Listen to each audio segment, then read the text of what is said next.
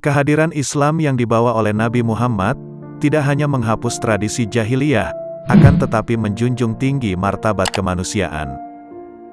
Dan juga memberikan ruang seluas-luasnya, bagi kesetaraan dalam kehidupan seluruh umat manusia.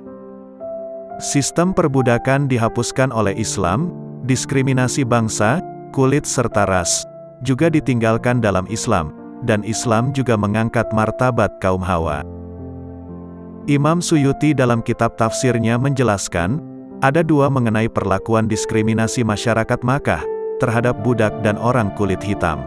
Kisah pertama, pada saat Rasulullah memasuki kota Makkah dalam peristiwa Fathul Makkah, Bilal bin Rabah naik ke atas Ka'bah dan mengumandangkan azan. Karena sebagian penduduk Makkah tidak tahu, bahwa di Madinah Bilal bin Rabah lah yang biasanya menunaikan tugas mengumandangkan azan. Mereka pun heran, lalu ada yang berkata, budak hitam inikah yang azan di atas Ka'bah? Di dalam kitab tafsir Al-Bagawi Al-Harits bin Hisham, masyarakat Mekah mengejek Bilal bin Rabah dengan mengatakan, apakah Muhammad tidak menemukan orang lain, selain burung gagak ini untuk mengumandangkan azan? Dan ada juga yang berkata, jika Allah membencinya, tentu Allah akan menggantinya. Kisah kedua ketika Nabi Muhammad meminta kepada Bani Bayazah, untuk menikahkan salah satu putri mereka dengan Abu Hind. Karena Abu Hind, beliau adalah bekas budak, yang kemudian bekerja sebagai tukang bekam. Tapi Bani Bayazah menolaknya, seraya berkata, ya Rasul, bagaimanakah kami hendak menikahkan putri kami dengan bekas budak kami?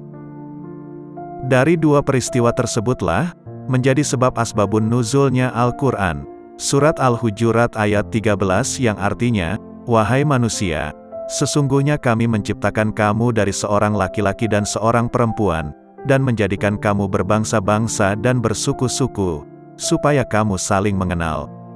Sesungguhnya orang yang paling mulia di antara kamu di sisi Allah, ialah orang yang paling takwa di antara kamu.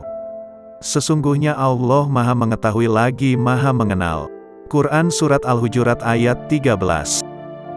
Terkait peristiwa Fathu Makkah sendiri, Nabi Muhammad dan para sahabatnya, bukan hanya berupaya melakukan revolusi besar dalam membebaskan kota Makkah, tetapi juga membebaskan seluruh kaum kafir untuk masuk ke dalam lindungan Nabi Muhammad, sehingga supaya mereka memeluk agama Islam.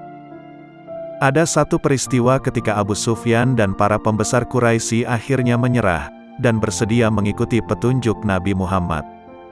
Kemudian Nabi meminta kepada para pimpinan pasukan Quraisy untuk menyatakan, Al-Yaum, Yaumal Marhamah, hari ini hari kasih sayang.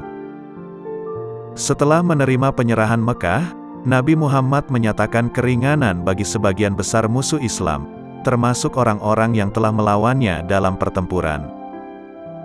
Dengan hukum kesukuan yang berlaku, kaum Quraisy menjadi budaknya. Nabi malah menyatakan bahwa semua penduduk Makkah termasuk semua budak dibebaskan. Hanya 6 laki-laki dan 4 perempuan yang dihukum mati, karena ada beberapa alasan kejahatan yang pernah mereka lakukan. Dan tak seorang pun dari kaum kafir dipaksa untuk memeluk agama Islam.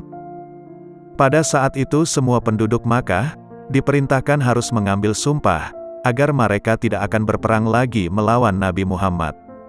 Di antara orang Quraisy terakhir yang mengambil sumpah itu adalah Abu Sufyan dan istrinya Hindun. Walaupun secara resmi mereka berdua masuk Islam, tetapi mereka berdua tetap bangga dengan kepercayaan terhadap nenek moyang mereka terdahulu. Penyelesaian Fathul Makkah berjalan sangat manusiawi, meskipun menyalahi dengan tradisi perang Arab, yang penuh dengan pertumpahan darah, perampasan, dan lain-lain sebagainya.